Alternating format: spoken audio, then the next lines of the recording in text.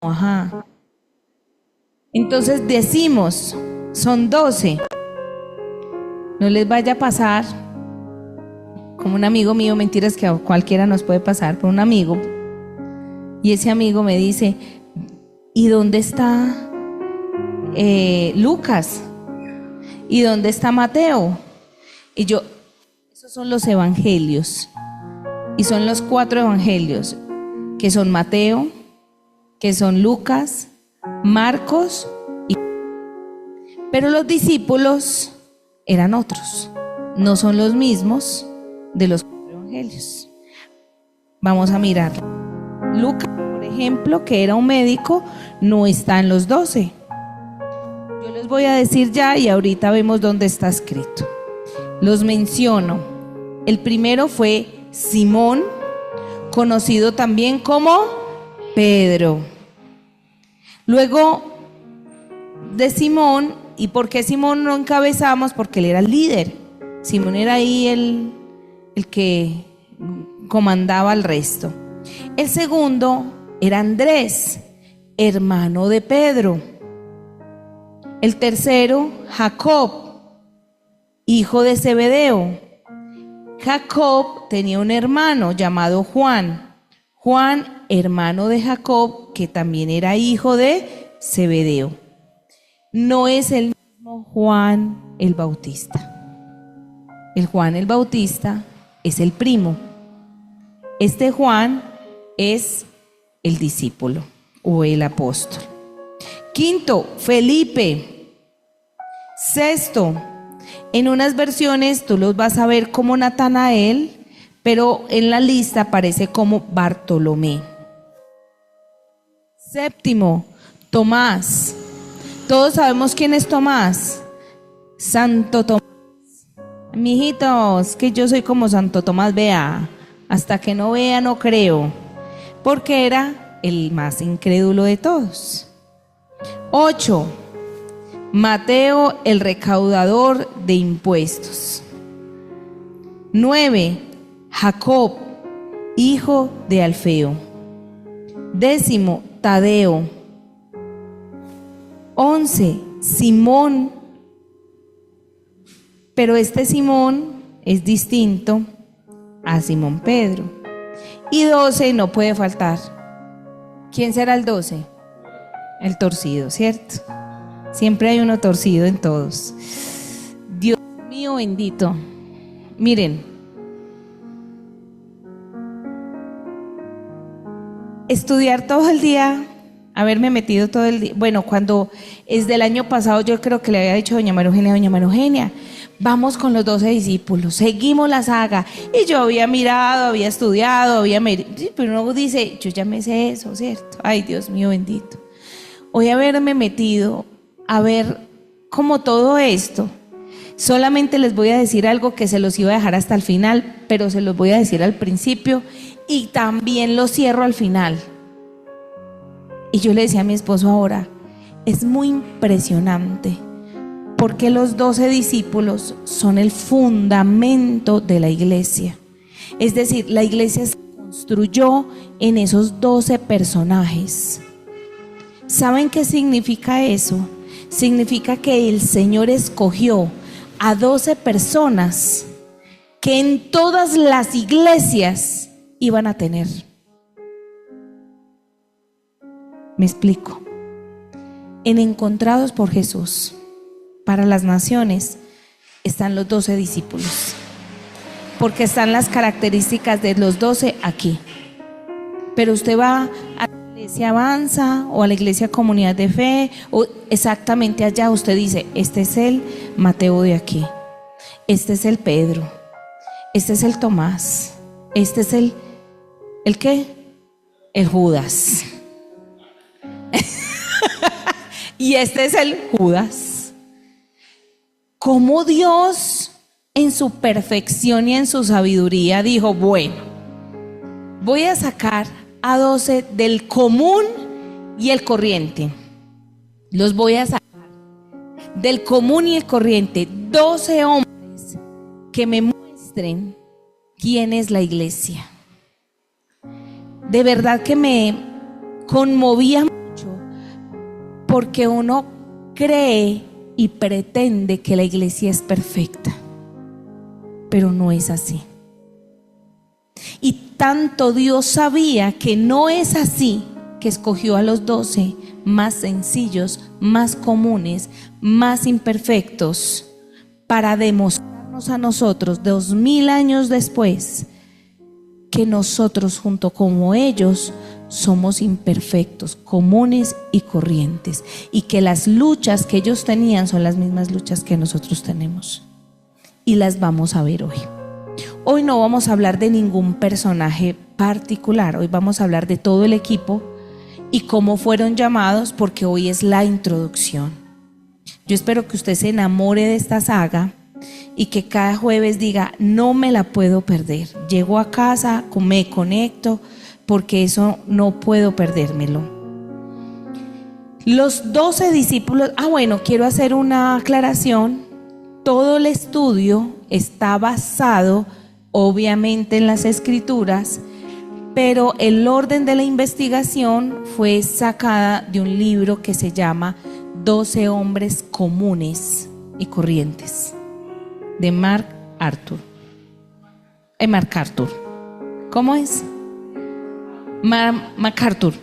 Lo voy a decir rápido, de MacArthur. Ese libro llegó a mis manos porque Dios me confirmó que eso era lo que quería. Porque yo ya había dicho que rico, no sé qué, pichonchón. Cuando yo sigo diferentes librerías, cuando ¡pum! 12 hombres comunes. Y yo, yo quiero esto. Y claro que me metí, lo investigué, lo leí, exactamente lo que necesitaba. Cada dato esencial está allí. Vamos entonces a mirar Lucas 6 y vamos de una vez a la palabra. Lucas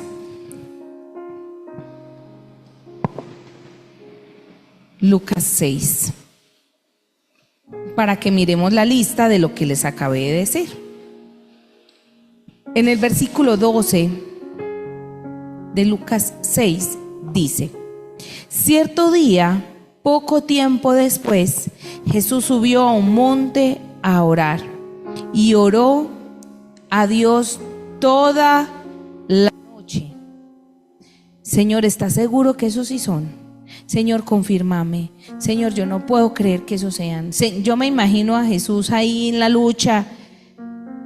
Él no lo hizo en las emociones, Él no lo hizo porque sí, Él no lo hizo al azar. Él dice que subió a un monte a orar y oró a Dios. ¿Cuántos? ¿1 hora? ¿2 horas? ¿Cuánto dice? Al amanecer llamó a todos sus discípulos y escogió a 12 de ellos para que fueran apóstoles. Ojo a esto. Escogió a 12 para que fueran apóstoles. Pero dice que llamó a todos sus discípulos. ¿Qué significa esto? Jesús empezó su ministerio y empezó a ir a predicar, a sanar, a liberar, y donde iba lo seguían. Había mucha gente que simplemente se iba a escuchar, a mirar, a brujear y se iba, pero otros decían: yo me quedo. O sea que Jesús tuvo muchos seguidores y tuvo muchísimos discípulos. En una porción ahorita de Lucas vamos a ver que él, cuando los empezó a enviar, envió a un grupo inclusive de 70. Eso es solo una porcioncita de lo que tenía en cantidades de discípulos. Esto es muy revelador, porque cuando a nosotros nos dicen los discípulos de Jesús, uno simplemente dice los 12. Pero los 12 fueron mucho más allá que discípulos, fueron apóstoles. Vamos ahora a ver la diferencia entre discípulo y apóstol. Pero en este caso es importante entender que de una multitud de discípulos que él tenía, los llamó a todos, y de esos que llamó, escogió a 12 para que fueran sus apóstoles. Entonces empieza desde el 14. No los tienen que copiar, están ahí en la Biblia, ya saben que copian el pasaje para que los identifique. 14. Simón, a quien se llamó Andrés, que era hermano, Santiago, Juan, Felipe, Bartolomé, Mateo, Tomás, Santiago hijo de Alfeo, Simón, a quien se llamaba el Celote, Judas, hijo de Santiago, y Judas Iscariote, quien después lo traicionó. Importante, Simón, a quien se llamaba el Celote, Celote era una comunidad de personas que estaban en contra de los romanos y realmente era, yo no quiero llamar como guerrilleros, pero eran anti-autoridades civiles, anti-autoridades civiles de la época. Eso, una cosa así como que, y era muy, ¿cómo? Bueno, revolucionarios, anti-autoridades civiles de la época. El Celote era un hombre que era capaz, o la comunidad era capaz de matar, de acabar, de destruir, mejor dicho, a lo que fuera. Vénganse que los voy a matar. Entonces era un hombre muy apasionado, pero tenía una revolución, pero no tenía una causa directa, no tenía un mentoreo, o sea, mate por matar. Y eso es lo que nos falta muchas veces a nosotros. Sabemos que hay injusticia, pero no sabemos cómo actuar delante de ella. Sabemos que hay muchas situaciones en que queremos ir en contra, pero lo hacemos de una manera equivocada. Quería hacer como ese énfasis. Esos 12 personajes que ustedes ven ahí son reales, existieron, fueron personas como tú y como yo, de carne y hueso. Fueron personas que vivieron en su época para contar una historia que hoy nos identifica a nosotros. Tuvieron defectos, debilidades, triunfos, atributos que también fueron fascinantes, pero no eran ni oradores ni teólogos. Podían equivocarse, podían fallar, podían faltarle la fe, podía pasarle todo lo que a usted y a mí nos pasa. Y su líder era Pedro. Y dice que incluso Jesús en muchas ocasiones les dijo que eran muy lentos para aprender y que eran espiritualmente torpes. O sea, era una manera constante donde Jesús les decía, es que se van a dar cuenta. Esperen, que es que las formas en cómo Jesús los regañaba, ay no, yo sentía como me regañaba a mí también. Y yo quiero que cuando usted lea eso, usted diga, ay Señor, yo sé cómo me estás regañando en este momento. Porque vemos a ese Jesús como que, ay, como que no nos dice nada. También les dice, hey, avíspese pues mija, a ver, como que no tiene fe, a ver, ¿qué le he mostrado? Porque Jesús le tocó sacudir muchísimas veces a estos 12 discípulos. Un ejemplo de ello, miremoslo en Lucas 24-25, solamente como un ejemplo en pantalla para que podamos. Y dice, entonces Jesús les dijo, qué necios son, les cuesta tanto creer todo lo que los profetas escribieron en las escrituras. Miremos en otras dos versiones, ¿qué otra palabra habla que no sea necio?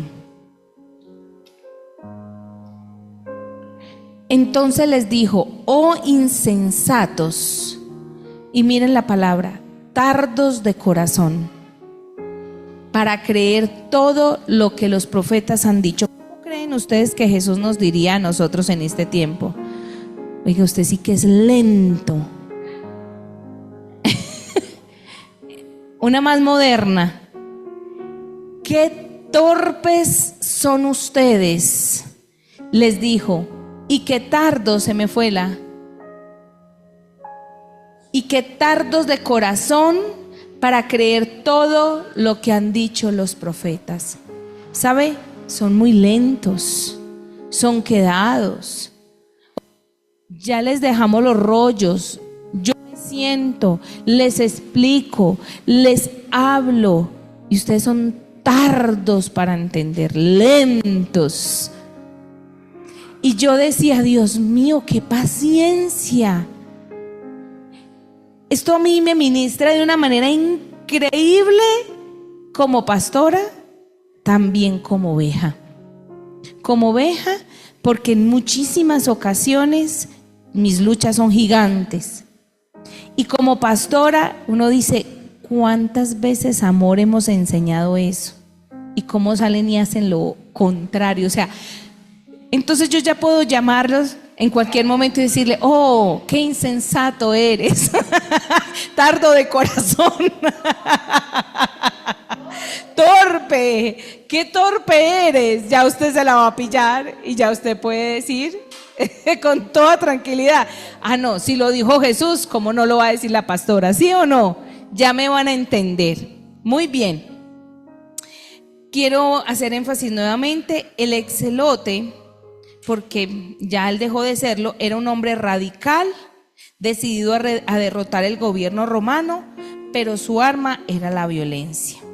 2. Había un recaudador de impuestos que prácticamente traidor a la religión judía. Habían otros grupos, entre 4 y 7, que eran pescadores. Y hubo algunos que eran comerciantes, o también habían artesanos. La mayoría eran de Galilea, una región dedicada a la agricultura y a la intercesión de los comerciantes, que es un centro de operaciones donde Jesús hizo todo su ministerio. Que eran hombres comunes, que después, inclusive de la ascensión de Jesús, fueron de un gran impacto. Estos personajes, hasta hoy, su mensaje llega a ser el mensaje de los confines de la tierra, el cual fue el mandato que Jesús les da en Hechos 1. Vayan y prediquen a los confines de la tierra. Y creo que la misión se cumplió con esos 12.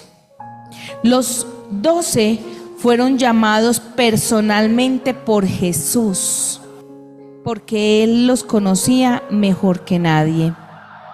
Él conocía todas sus fallas, aún las que iban a tener. Esto me cuestiona mucho, porque cuando todos los que estamos presentes en este camino somos llamados, ¿cuántas veces no le decimos, Señor, te equivocaste conmigo? Yo no era. Te equivocaste. Yo soy la persona menos apta para esto. Yo soy la persona más incapaz.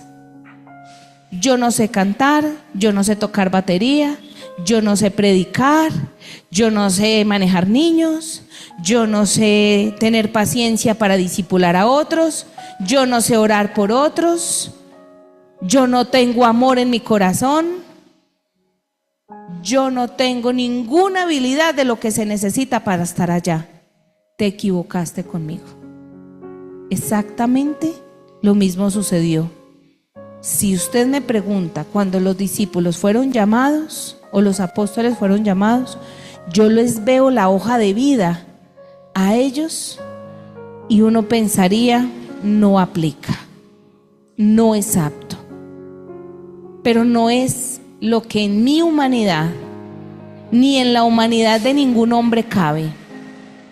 Es lo que dice Jesús y es lo que piensa Jesús. Y es lo que Jesús desea y quiere. Y por eso te llamó a ti. Y por eso fuiste tú el elegido y la elegida.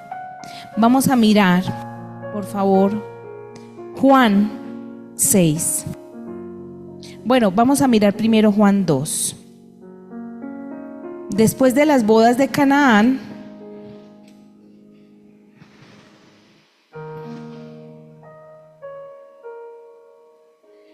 esta semana predicamos el martes de cómo Jesús despejaba el templo. Y en la madrugada decíamos que tuvo celo por su casa de una manera increíble. La primera vez o los primeros tiempos que Jesús presentó su ministerio, lo presentó sin discípulos. O sea, él salió público sin discípulos. Cuando él llegó a los discípulos, ya los discípulos conocían, sabían, o sea, ya, pero él estaba en el asunto haciendo lo que tenía que hacer. Ya había quien lo seguía, había seguidores, pero no eran discípulos como apóstoles, como oficialmente los que estaban. Quiero mostrar cómo en Juan 2 el celo de Jesús llegó a revolucionar la religión judía. Esto entonces lo hicimos en la oración de madrugada del martes, pero entra a colación aquí. Y dice el 13 de 2 de Juan: se acercaba la fecha de celebración de Pascua judía, así que Jesús fue a Jerusalén. Vio en la zona del templo, había unos comerciantes que vendían ganado, ovejas y palomas para los sacrificios. Vio a otros que estaban en sus mesas cambiando dinero extranjero. Jesús se hizo un látigo con unas cuerdas y expulsó todos los del templo. Echó las ovejas y el ganado, arrojó por el suelo las monedas de los cambistas y les volteó las mesas. Luego se dirigió a los que vendían palomas y les dijo: saquen todas estas cosas de aquí, dejen de convertir la casa de mi padre en un mercado. Entonces sus discípulos recordaron la profecía de las Escrituras que dice: el celo por la casa de Dios me consumirá. Pero los líderes judíos exigieron: ¿qué está haciendo? Si Dios te dio autoridad para hacer esto, muéstranos una señal milagrosa que lo compruebe. De acuerdo, contestó Jesús, destruyan este templo y en 3 días lo levantaré. ¿Qué dices?, exclamaron. Tardaron 46 años en construir este templo y tú puedes reconstruirlo en 3 días.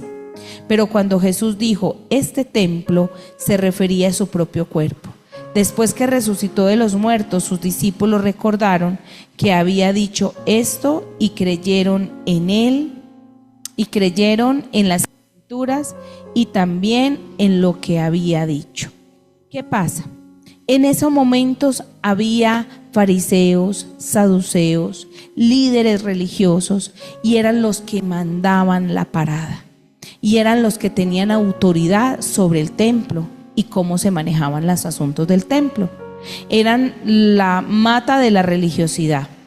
Tan es así que ya las ofrendas y sacrificios eran un asunto totalmente religioso. Quiere decir, no tenía contenido ni de corazón, no tenía intención, era hueco, era vacío, era conveniente y era solamente por cumplir, por rituales.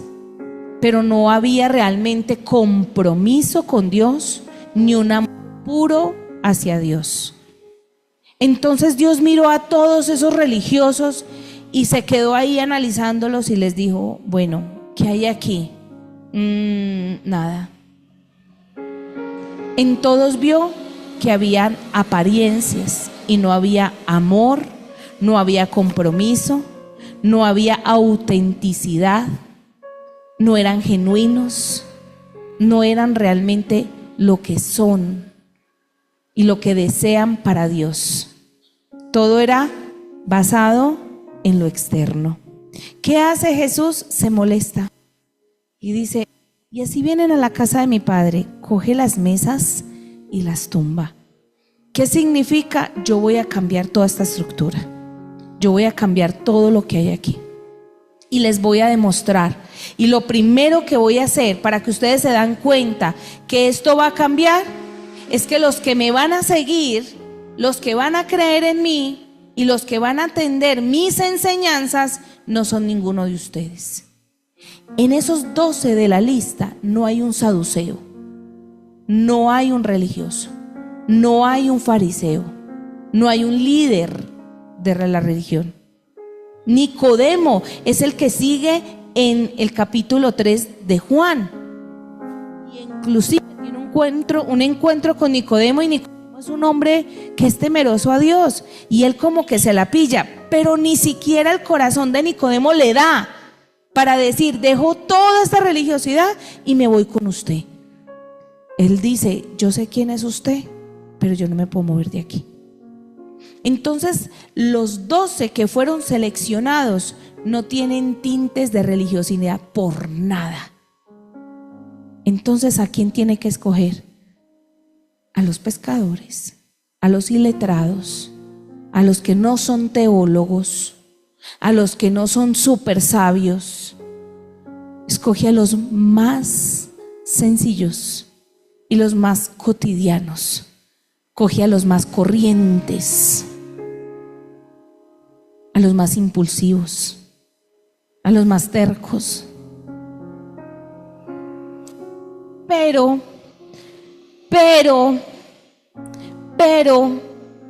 son un diamante ahí metidos. Necesitan mucho trabajo, necesita pulirlos mucho, necesita trabajar en ellos. Y dice, ustedes me van a dar brega, pero yo voy a sacar de ustedes lo mejor. Yo voy a sacar de ustedes lo más precioso que nadie ha visto. Nadie ha visto lo hermosa que eres. Nadie ha visto lo talentoso que eres. Nadie ha visto lo grandioso que eres. Nadie ha visto tus talentos, pero yo sí. Porque con mi espíritu y con tu corazón vamos a hacer grandes cosas. ¿Qué pasa con el religioso? El religioso no se deja mover. El religioso no se deja tocar. El religioso no se deja amoldear. No hay nada más hermoso que una persona que llegue y diga, yo no sé qué es esta vaina, pero enséñeme. Yo no sé qué es esta vaina, pero dígame cómo funciona. Yo quiero conocer a Jesús. A mí no me importa nada más. Yo nunca he cogido ese libro que usted tiene, ¿cómo se llama? Ah, una Biblia, eso. Pero si usted me enseña, yo puedo aprender. Entonces es ahí donde venimos con un momento donde decimos, Señor, ¿qué vas a hacer con esta persona?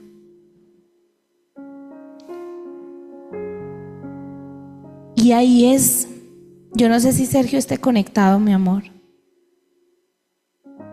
Cuando un Sergio se para aquí y dice, yo era esto, pero conocí a Jesús. Y ahora, yo no sé, a mí me caen las lágrimas. Yo ahora quiero adorar, yo ahora quiero hacer, yo ahora. ¿Quién lo hace sino Jesús? De lo más cotidiano, de lo más vil y lo más despreciado. Entonces, ¿qué pasa? Vamos a mirarlo lo que dice en Primera de Corintios, por favor.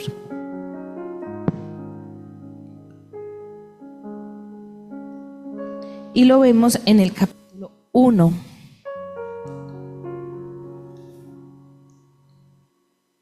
Y vamos a mirarlo en el 27. Bueno, en el 20. Y dice, así que, lo puedes leer desde el 18 y lo voy a leer desde el 20. Así que, ¿a dónde deja eso a los filósofos, a los estudiosos, a los especialistas en debates de este mundo?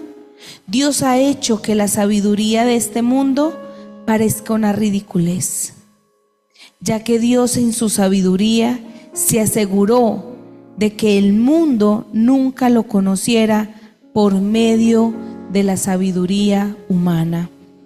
Usó nuestra predicación ridícula para salvar a los que creen. Es ridícula para los judíos que piden señales del cielo. Es ridícula para los griegos que buscan la sabiduría humana. Entonces, cuando predicamos que Cristo fue crucificado, los judíos se ofenden y los gentiles dicen que son puras tonterías. Sin embargo, para los que Dios llamó a la salvación, tanto judíos como gentiles, Cristo es el poder de Dios y la sabiduría de Dios. Ese plan ridículo de Dios es más sabio que el más sabio de los planes humanos. Y la debilidad de Dios es más fuerte que la mayoría fuerza humana. Recuerden, amados hermanos, que pocos de ustedes eran sabios a los ojos del mundo, o poderosos o ricos. ¿Cuándo? Cuando Dios los llamó. ¿Quién era usted cuando Dios lo llamó? Recordamos todas las cosas que nos gritaban cuando éramos niños: tonto, perezoso, ridículo, usted no sirve para nada. Todas nuestras impotencias, temores, todas las maneras tan limitadas que nosotros somos. Y dice: pocos de ustedes, pocos, eran sabios a los ojos del mundo, o poderosos o ricos cuando Dios los llamó. En cambio, Dios eligió lo que el mundo considera ridículo para avergonzar a los que se creen sabios, y escogió cosas que no tienen poder para avergonzar a los poderosos. Dios escogió lo despreciado por el mundo, lo que se considera como nada, y lo usó para convertir en nada lo que el mundo considera importante. Como resultado, nadie puede jamás jactarse en presencia de Dios. Dios los ha unido a ustedes con Cristo Jesús. Dios hizo que Él fuera la sabiduría misma para nuestro beneficio. Cristo nos hizo justos ante Dios, nos hizo puros y santos y nos liberó del pecado. Por lo tanto, como dicen las Escrituras, si alguien quiere jactarse, que se jacte solamente del Señor. Por eso, ningún predicador que realmente tenga un contenido de un mensaje que provenga de Dios puede decir que fue por su propia sabiduría. Si hay algo que nosotros nos tenemos que jactar cuando nos paremos aquí, es que fue el Señor quien dio la palabra, dio el mensaje, dirigió el mensaje, lo enseñó y hace y produce lo que produce en los corazones. Nosotros no seríamos nunca capaces de eso. Hay personas que son muy sabias y muy inteligentes y producen muchas cosas en la mente humana y son muy sabios. Y uno dice: wow, qué sabiduría la de esta persona. Y produce cosas en el pensamiento, produce cosas en las emociones. Yo veo a personajes que cantan y mueven las emociones, iglesias que gritan y mueven las emociones de la gente. Pueden mover las mentes, pueden mover las emociones como fuerza de manipulación. Pero un mensaje que contenga el Espíritu de Dios transforma el espíritu, trae revelación y trae convicción de pecado, trae convicción de arrepentimiento, trae un contenido muy diferente. Porque quien es movido por las emociones o la mente está en el momento, se para y se va y nada sucede. Pero quien tenga un contenido realmente en el Espíritu, transforma. Y eso pasó con los discípulos. Los discípulos tocaban a las personas y las personas sanaban. Y había transformación. En Hechos, después del derramamiento del Pentecostés, los discípulos siguieron solos con el Espíritu Santo. Y dice que hablaban. Y se convertían 1,000, 2,000, 3,000. Pues yo lo logro entender. Y lo logro entender es que si los discípulos caminaban con Jesús, tenían la unción de Jesús, tenían el pega-pega de Jesús. Jesús ya no estaba, pero el Espíritu sí, y a donde iban, fuego, fuego. Y pum, se convertían, pum, caían, pum, resucitaban. Y uno dice, pero ¿cómo lo lograban? Ellos tenían el poder que el Espíritu les había dado a través de lo que Dios ya les había asignado. Entonces, muchas veces vemos llegar personas sencillas que uno dice, ¿y esta persona qué va a hacer? Pues no es la persona. Se equivoca la gente cuando ven al ser humano que está ahí parado. Es lo que hay atrás y cuando son enviados. Amén.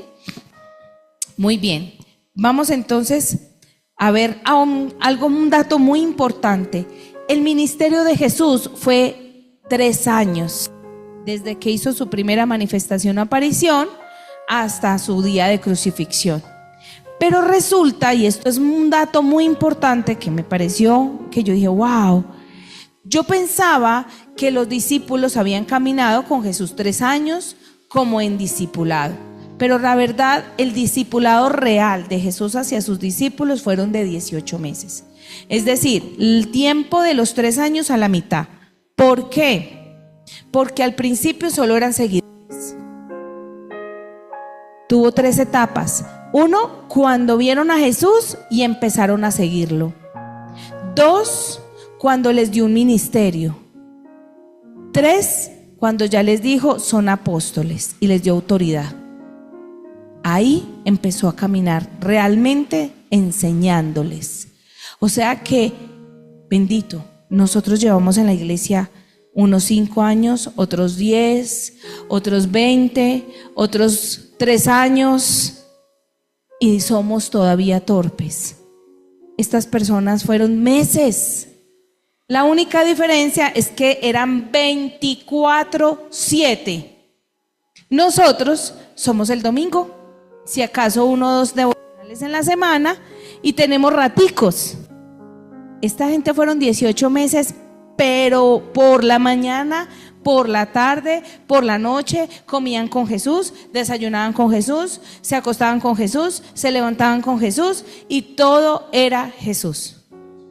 Era un curso totalmente intensivo de 18 meses. Para los que de pronto no lo soportan, dicen, uy, no. Otra vez, ¿que nos vamos para dónde? Vamos para Galilea. Oigan, a Galilea, yo estoy cansado, yo por allá no me voy. O sea que se necesitaba mucho tesón. Nosotros somos muy perezosos. Y por eso, entonces, nuestros procesos son lentos. Porque quizás no estamos a ese mismo ritmo. Muy bien, ¿para qué fueron llamados los discípulos? Tienen una asignación muy importante. Fueron llamados para ser el fundamento de la iglesia. Quiere decir, para enseñar a la iglesia. Para eso fueron llamados. Fueron también convocados para ser de ejemplo y mostrarnos que todas las debilidades y todo lo que tenían también es para nosotros.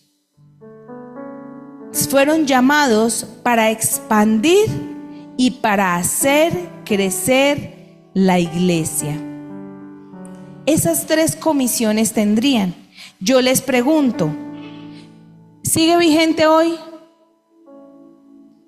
Para enseñar, o sea, edificar su iglesia, para ser de ejemplo y para expandir y multiplicar el mensaje de Jesús. Sigue siendo vigente esos 3 aspectos. La tarea sigue igual. Y para eso quiero mostrarles Efesios 4, 11, 12. Es una misión. Y dice, ahora bien, Cristo dio los siguientes dones a las iglesias: los apóstoles, los profetas, los evangelistas y los pastores y maestros. Ellos tienen la responsabilidad de preparar al pueblo de Dios para que lleve a cabo la obra de Dios y edifique la iglesia, es decir, el cuerpo de Cristo. Y si eso sigue vigente hoy, ¿cómo no más el día en que ellos fueron llamados? Porque ellos fueron el fundamento, porque fueron los primeros comisionados para hacer iglesia. Por eso nosotros necesitamos seguir siendo iglesia. Muy bien, Hebreos 2, 3, 4 nos dice que necesitamos confirmar su palabra y ser ejemplo. Y dice, entonces, ¿qué nos hace pensar que podemos escapar si descuidamos esta salvación tan grande, que primeramente fue anunciada por el mismo Señor Jesús y luego nos fue transmitida por quienes le oyeron hablar? Además, Dios confirmó el mensaje mediante señales, maravillas, diversos milagros y dones del Espíritu Santo según su voluntad. ¿Qué significa? Dios, a través de los discípulos, confirma su palabra. A través de los apóstoles, Él dice, yo envío milagros, yo envío señales, yo envío que todavía sigo vivo y estoy vigente. O sea, todavía tengo palabra para dar. Yo todavía estoy hablando, yo no me he quedado callado, no me he quedado sin moverme. Mi mano no se ha cortado y todavía sigo en ese mover. Pero esas señales las tenían directamente los apóstoles. Y eso lo vemos en 2 Corintios 12:2.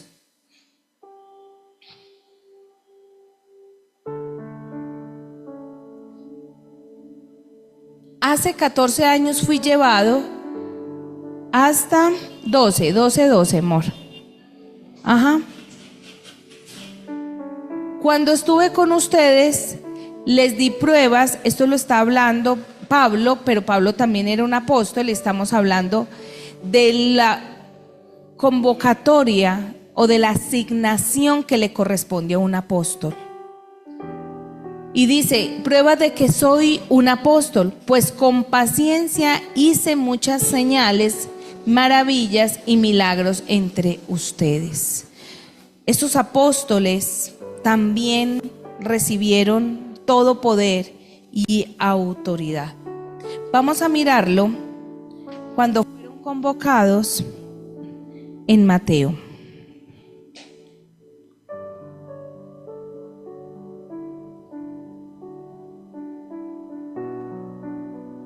Espérame, por favor. Vamos a mirar Mateo.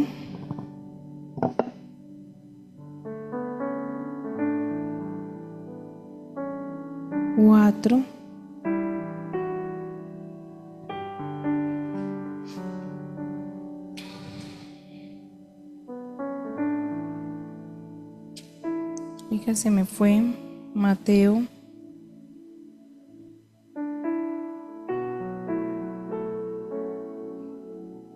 21, no, 4:21, listo, gracias. 4:18. Cierto día, mientras Jesús caminaba por la orilla del mar, vio a dos hermanos, a Simón, también llamado Pedro, y Andrés, que echaba la red al agua, porque vivían de la pesca. ¿De qué vivían?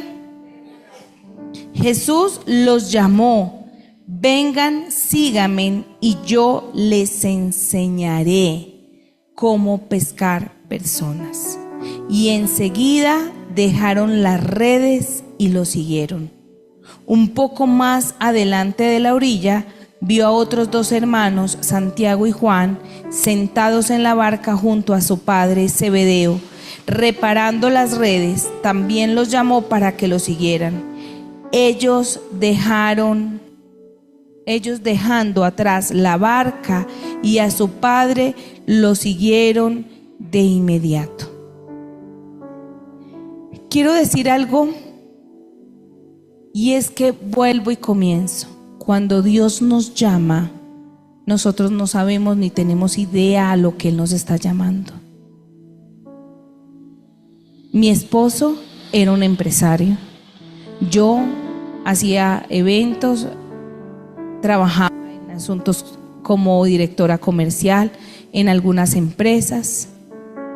hacíamos una cantidad de cosas fuera de lo que fuimos llamados.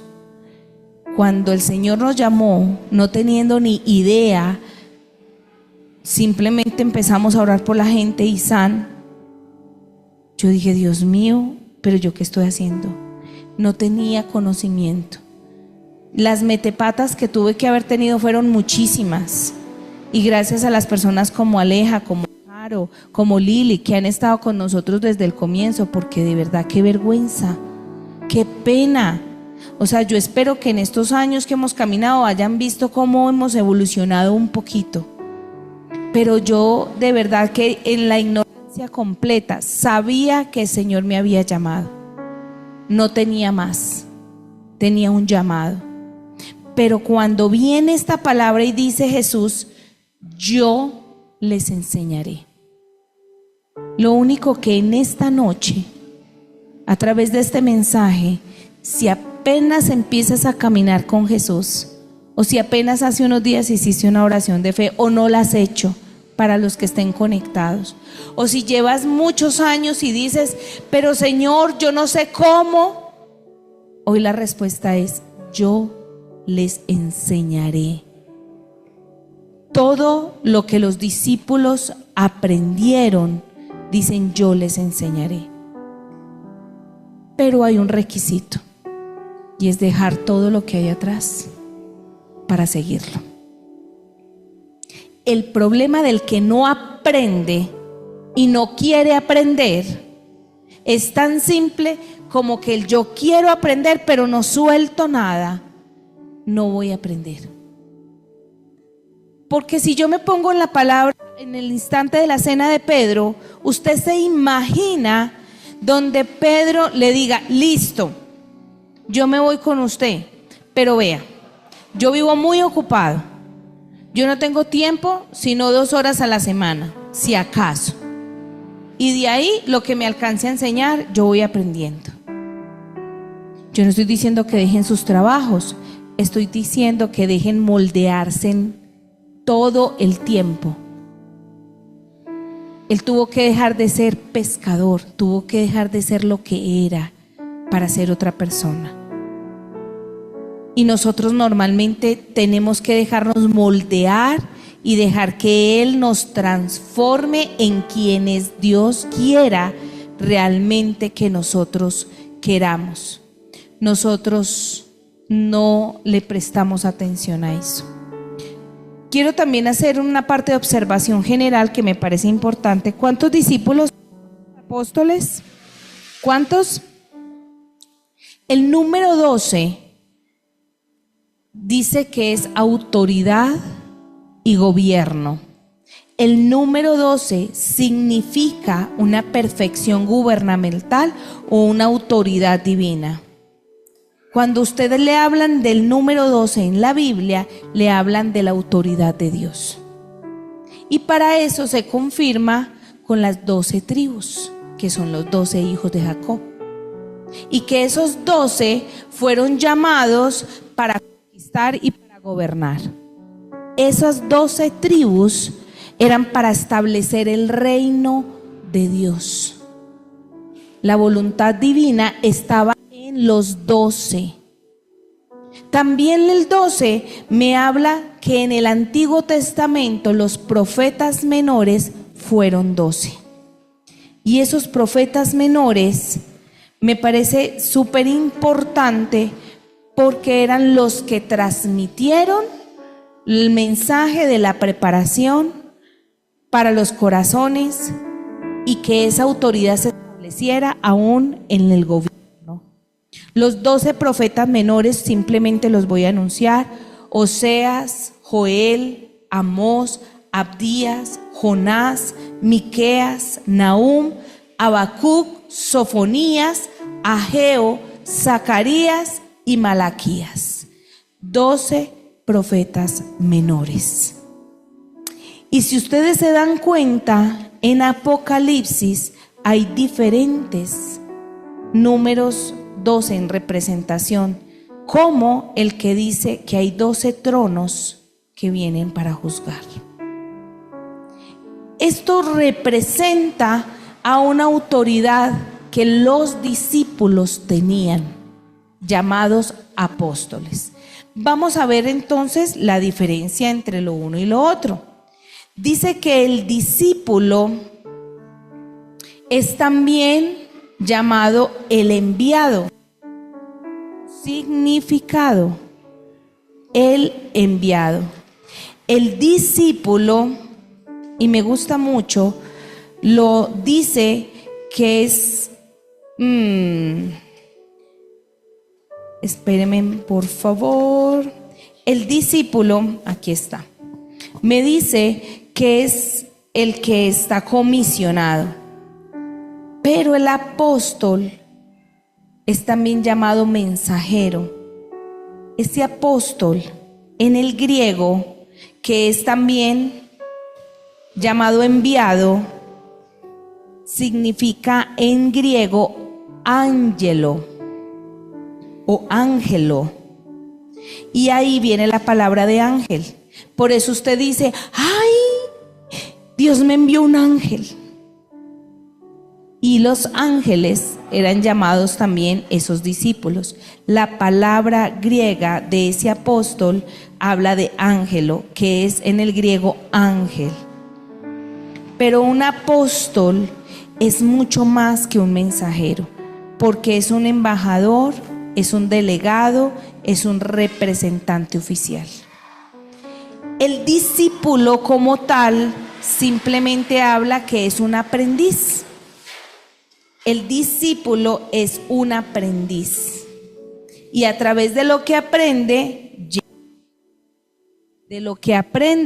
lleva. El discípulo cotidiano habla de ser aprendiz, y por eso cuando hacemos un discipulado estamos enseñando al otro lo que yo ya soy. Mi vida yo la transmito. Vamos a hacer un discipulado. Listo, hablo de una enseñanza. Lo que transmito, eso te pido que vayas y lleves. Y convertirte en ese enviado. Pero cuando hablas de un apóstol de autoridad, como lo tenían los 12, que hablamos que es el número de gobierno, esos 12 me están estableciendo una autoridad y un gobierno. Quiero terminar con algo en esta noche, porque esto no lo termino hoy, pero sí quiero que te lleves esto. Los discípulos, en este caso los apóstoles, los 12 apóstoles, tenían 5 características que yo creo que tú tienes y yo tengo. Y dice, la primera característica es que les faltaba entendimiento espiritual. Y dice, eran lentos para oír y lentos para entender. En muchas oportunidades eran densos, necios, torpes y ciegos. El Nuevo Testamento usa estos términos a sus equivalentes para referir que eran ellos. ¿Cuál era el primero? Carecían. Segundo, no eran nada humildes. Ya pueden decir algunos, no, si esos no eran humildes, entonces ¿por qué ellos me vienen a molestar a mí aquí? No eran nada humildes. Y dice, el problema que hizo más difícil el proceso de aprendizaje para esos discípulos era que tenían falta de humildad. Eran personas que se preocupaban solo por sí mismas, se centraban en su propio interés, eran arribistas y muy orgullosos. Pasaron una enorme cantidad de tiempo discutiendo cuál era el más importante entre ellos. Jesús. ¿Y cuál es el más importante aquí? Jesús. ¿Y cuál es el más importante aquí? Buscando protagonistas. No eran nada humildes. ¿Cómo Dios venció el primer aspecto de carecer entendimiento espiritual? cuando se sentaba y les enseñaba una y otra vez con tanto amor. Y les repetía, y les repetía, y les repetía. Cuando el Señor les enseñó a ser humildes, a través de Él mismo, lavándoles los pies y enseñándoles a través del ejemplo. Él sabía que esa manada de orgullosos y de egoístas solo se vencían cuando Él mismo modelaba y daba el ejemplo. Hasta la misma muerte les modeló. Tercero, no tenían fe. No tenían fe. Resulta que los milagros y las señales y todo de lo que Jesús hacía, cuando ellos lo veían, no era para los gentiles y los incrédulos. Era para que los mismos discípulos dijeran: esto es en serio, esto no jugando. De tal manera que cuando ellos lo hacían, ya supieran que existía un Dios grande y verdadero.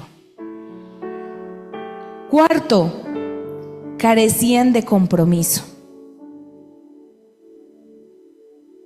Pero Señor, iban, venían, ¿cómo así? Y le dice: sí. Pero cuando lo arrestaron y cuando se les llegó la hora realmente de salir a la luz, lo abandonaron y todos huyeron. En ese momento Jesús y cualquier persona que estuviera escribiendo el libro dije: ¿de qué sirvió tanto tiempo invertidos si a la hora de la prueba salieron y se fueron?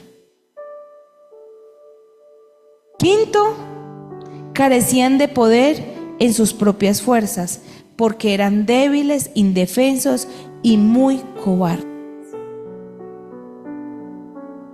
¿Cómo venció esto Jesús? Derramando su poder en el 1:8 y en el Pentecostés, porque les dijo: ustedes solos no son capaces, ustedes me necesitan, porque flojos, miedosos. Pero el Espíritu les daba fortaleza, fortaleza. Y voy a dejar hasta ahí. Mire y observe y llévese de esos 12 discípulos todas las características. Y mire esas 5 características hoy. Si te has quejado porque careces de entendimiento espiritual, si todavía luchas con orgullo, con falta de humildad, y si todavía piensas más en ti que en otros, si no tienes la humildad suficiente, si todavía estás luchando con falta de fe, o en la hora de la prueba dejas tirado todo, o sabes que nada depende de ti. En esta noche vamos a ser como esos discípulos o esos apóstoles que necesitaban solo ver a Jesús. En esta primera charla, enseñanza de estos dos, yo les invito, si apagamos un momento la luz. Quiero decirte que tú no estás aquí porque tú quisiste. Él sabía lo ocupado que estabas. Él sabía tus capacidades. Y Jesús simplemente te quiere decir esta noche, tan sencillo como esto: todavía estoy luchando contigo. Todavía me cuestas mucho. Todavía no eres la persona que quiero que seas. Conozco las veces que te has rebelado contra mi palabra. Conozco tus pataletas. Conozco tantas veces que te has quejado diciéndome: te equivocaste, Dios, conmigo. No soy yo. Yo no sirvo para lo que me mandaste a hacer.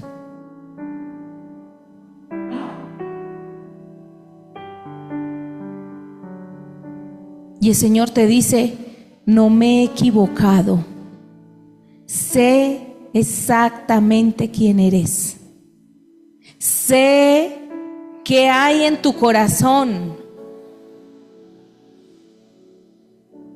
y aún así hoy vengo a decirte: déjame enseñarte, déjame formarte, déjame hacer de ti la persona la cual yo voy a usar, y no me hagas más reclamos. El Señor está llamando no multitudes, está llamando a personas donde Él pueda derramar su espíritu y traer autoridad sobre ustedes. Él está llamando personas con corazones dispuestos, porque quiero hablarte de un atributo que los discípulos tuvieron. Llegaron a un nivel de pasión por Cristo que aún fueron asesinados, pero en todo manifestaron la gloria de Dios, porque si no fuera por toda la historia de ellos, entonces ¿sobre qué se hubiera fundado la iglesia? La iglesia no se fundó sobre tradiciones religiosas ni apariencias. Por eso Jesús volcó las mesas y dijo: yo cambio la historia y hago un detente radical, porque ahora quiero que mi palabra la tengan personas auténticas, que mi palabra la tengan personas con capacidades de amar, que mi palabra esté puesta en personas que no busquen las apariencias, pero que se dejen enseñar, que se dejen formar. Jesús nos dice esta noche: yo quiero caminar contigo y yo quiero que camines conmigo. Si no caminas conmigo, entonces ¿cómo vas a aprender quién soy? ¿Cómo vas a aprender mi naturaleza? ¿Cómo vas a saber qué estoy haciendo para ti? Si no pasas tiempo conmigo, si no me buscas, si no me escuchas, ¿cómo quieres entonces? Y yo les invito a que se pongan sobre sus pies, si es bien para ustedes, y vamos a adorar con esta canción. Es Él por quienes nosotros entregamos nuestra vida. Los discípulos se entregaron a Jesús, y la única diferencia entre un verdadero apóstol y una persona del común es que estamos dispuestos a hacer por Él y en Él. Estamos aquí preparando el camino para su segunda venida y seguimos siendo apóstoles. ¿Qué estás haciendo tú? No somos ni de desatar tus sandalias. No somos dignos de nada, nada. Pero por ti somos capaces, Señor, de dejar nuestra naturaleza de falta de fe, de orgullo, de debilidad y de todas las características. Sabemos, Señor, que no tenemos entendimiento espiritual. Sabemos que somos egoístas y arrogantes. Sabemos que nos falta la fe en muchas ocasiones, así como tú le dijiste a los apóstoles, hombres de poca fe. Cuando tú fuiste a dar una liberación y solo con una palabra el demonio fue expulsado. Y ellos decían: llevamos rato aquí y no habíamos podido hacer nada. Y simplemente Jesús les dice: hombres de poca fe. Hay espíritus que solo salen con ayuno y oración. Sabemos cuántas veces nos ha fallado la fe. Sabemos, Señor, que en las horas de las pruebas hemos salido corriendo como falta de compromiso.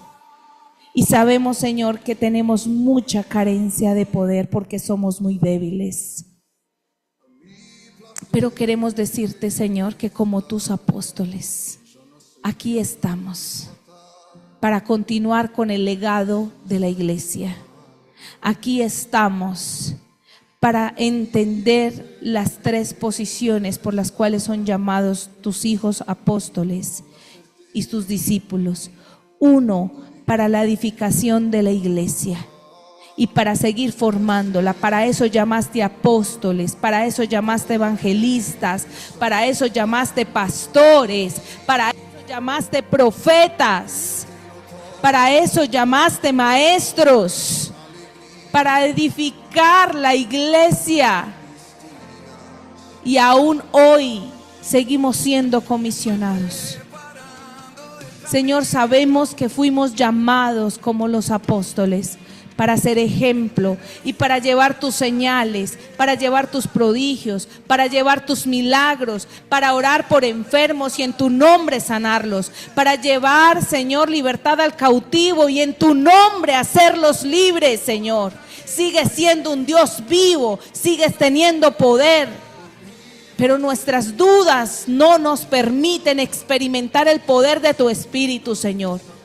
Porque somos necios, somos torpes y somos duros de corazón.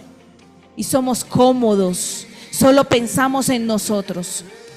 Solo pensamos en si tenemos una posición, si tenemos un sueldo, si tenemos un arriendo pago, si tenemos una estabilidad económica. Y no nos importa ni siquiera tu obra, ni siquiera lo que ha de ser. No nos importan los que están afuera. No nos importan los que se condenan, no nos importan los que mueren. Aquí cada uno que se salve como sea. Señor, y lo tercero es, todavía sigue vigente el llamado para expansión de la iglesia. Todavía sigue vigente la expansión de la iglesia.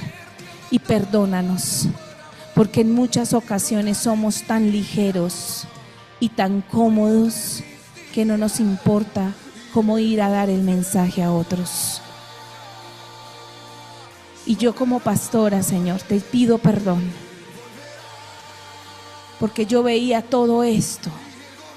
Y Señor, en muchas ocasiones me ha dolido tanto la iglesia. Cuando veo personas ahí sentadas que quizás tengan falta de compromiso, me duele. Cuántas bendiciones han recibido muchos y se paran un domingo y se van y se les olvida toda la semana qué asignación tienen. Me ha dolido tanto los Judas, me han dolido tanto los impulsivos como Pedro, me han dolido tanto muchas personas que han fallado. Pero Señor, gracias, porque también me has entregado un amor tan grande, aún por los que fallan.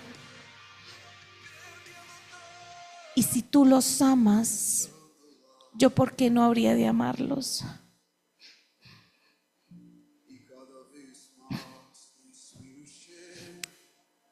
Señor, dame paciencia para enseñar las veces que sean necesarias, aunque sea la misma palabra, porque eres tú enseñándonos. Y déjanos parar aquí a mi esposo y a mí, enseñando una y otra vez. Y uno dice, esto ya lo prediqué, pero si hay alguien sentado por primera vez ahí en una silla, valdrá la pena volverlo a enseñar.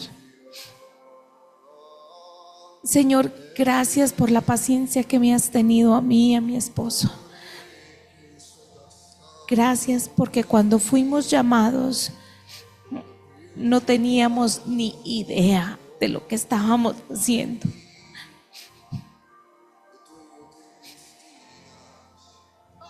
Yo esta tarde lloraba recordando el llamado que el Señor le hizo a mi esposo.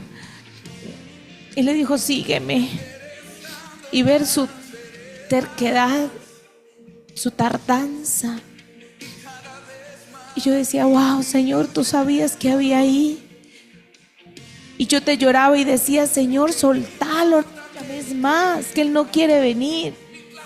Y el Señor decía: tú no vas y Él no va, porque los dos van juntos. Y yo los espero a los dos. Gracias, porque cada persona que hay aquí sentada y aún nos está viendo en transmisión, hoy puedes decir: yo pensé que no valía nada, pero ahora tú me dices cuánto valgo, Señor. Porque vale la pena tirarnos al lago, tirarnos a las aguas. Vale la pena soltarlo y decir: quiero ir contigo, Señor. Sin ti no quiero nada. Y esto es una invitación para ustedes, los que están aquí parados, y para los que están escuchando en virtualidad. Es una invitación para ti. ¿Cuántas veces quieres más que el Señor te llame?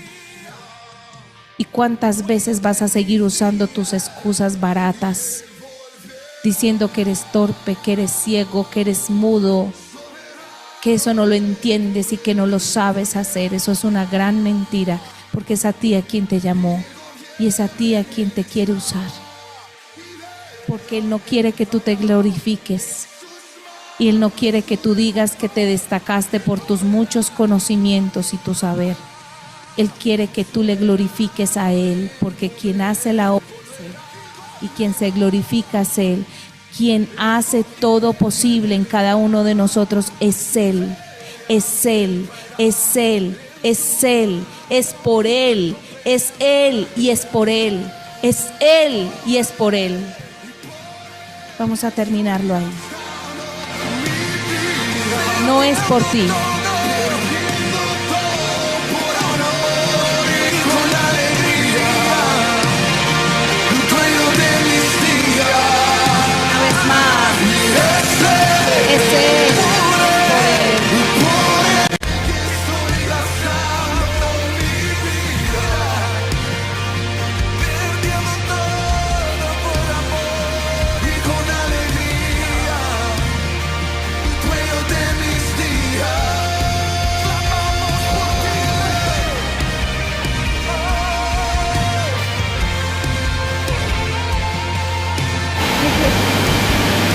Tu tiempo para nosotros es gastarlo con alegría, porque no somos de nosotros, es a ti a quien pertenecemos y hoy lo entendemos, y de ti viene la recompensa, en tus manos está, y que más que la propia cruz. Así que si te falta humildad, mira a Jesús. Si te falta fe, mira a Jesús. Si tienes carencia de conocimiento espiritual, mira a Jesús. Si hoy no sabes cómo hacer para orar, para tus dones, mira a Jesús. Es Él y es por Él. Terminémosla ahí. Dígaselo ahí.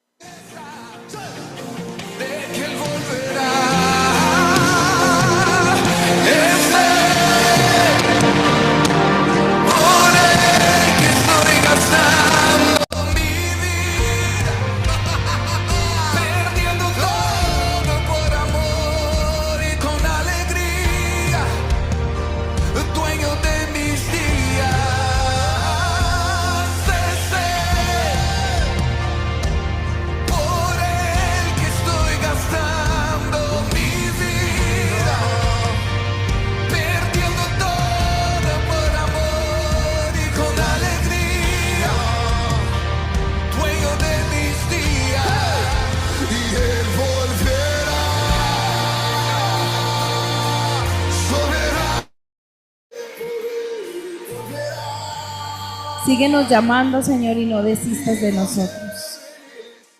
Sigue, Señor, teniendo paciencia, que nuestra lucha todos los días es aprender más de ti. En el nombre de Jesús. Amén y amén. Gracias, Familia.